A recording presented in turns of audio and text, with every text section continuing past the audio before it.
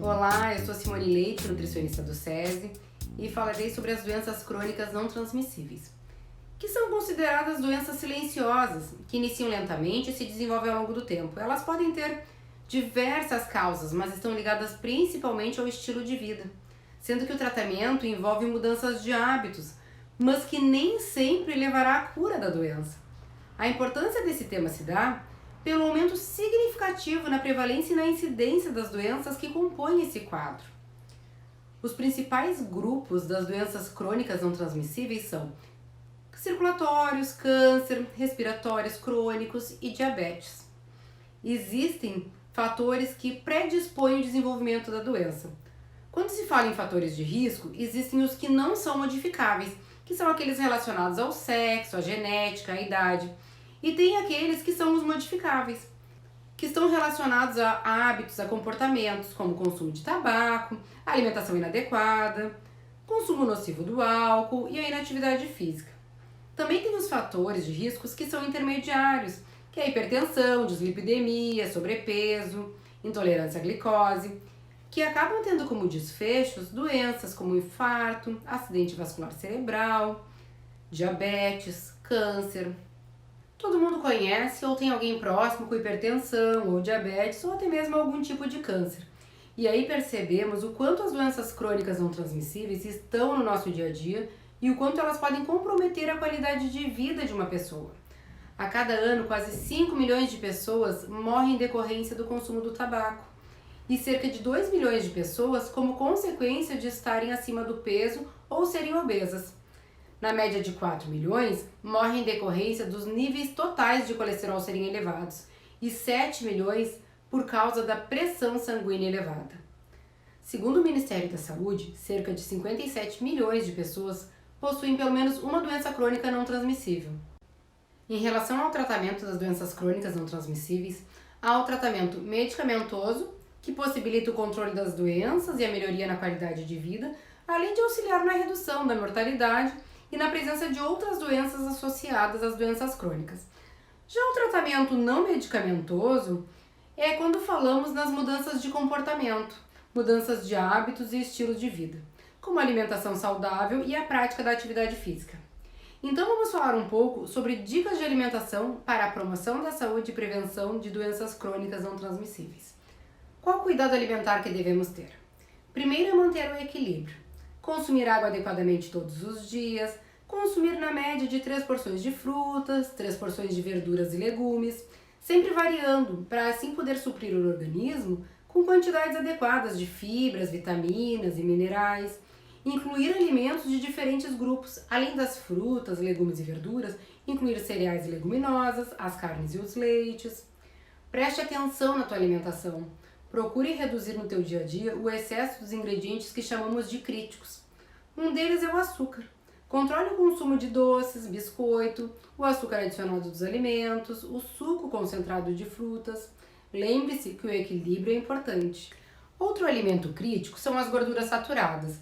Então é necessário evitar o consumo de carnes processadas, alimentos fritos como batata frita, salgados. Eles não devem fazer parte da rotina alimentar. Devemos sempre dar preferência por consumir leite e derivados com menores quantidades de gorduras, além de carnes brancas ou carnes magras. Preferir também os alimentos assados, cozidos ou grelhados. O sal é mais um ingrediente crítico. O máximo recomendado é de 2 gramas de sódio por dia, ou seja, 1 colher de chá de sal de cozinha.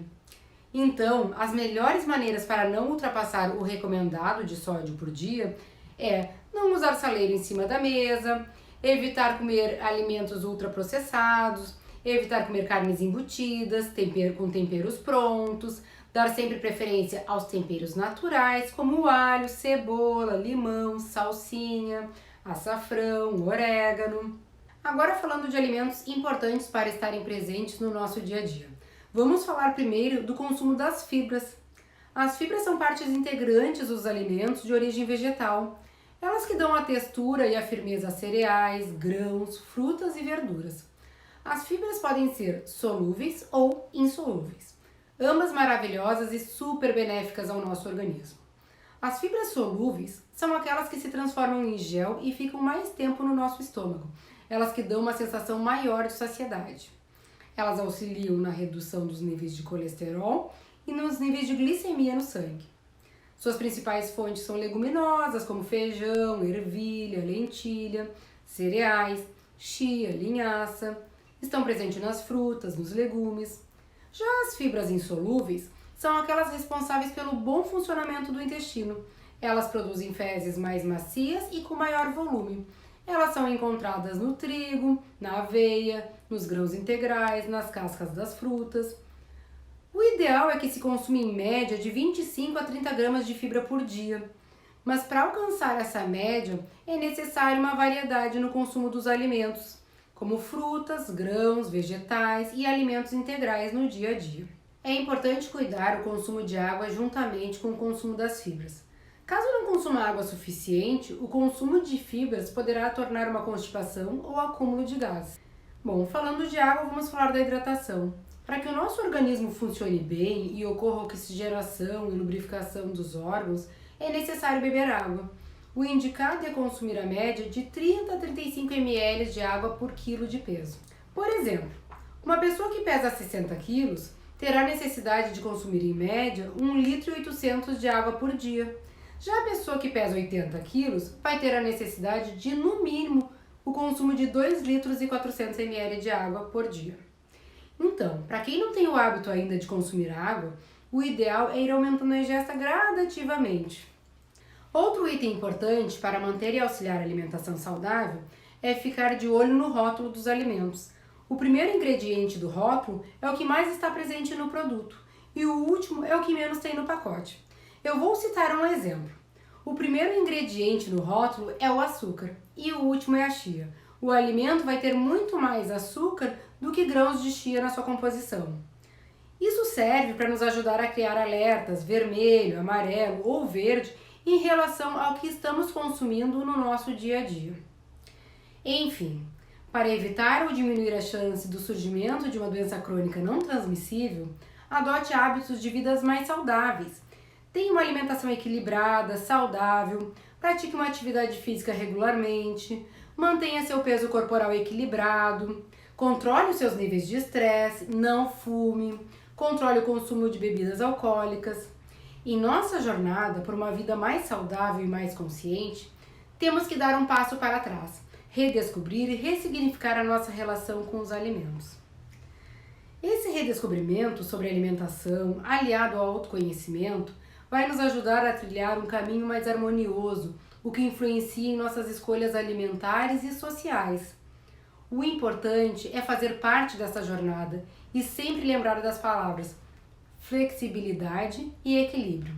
E por mais longa que seja essa jornada, o importante é dar o primeiro passo. Faça parte dessa jornada. Muito obrigada pela atenção de vocês.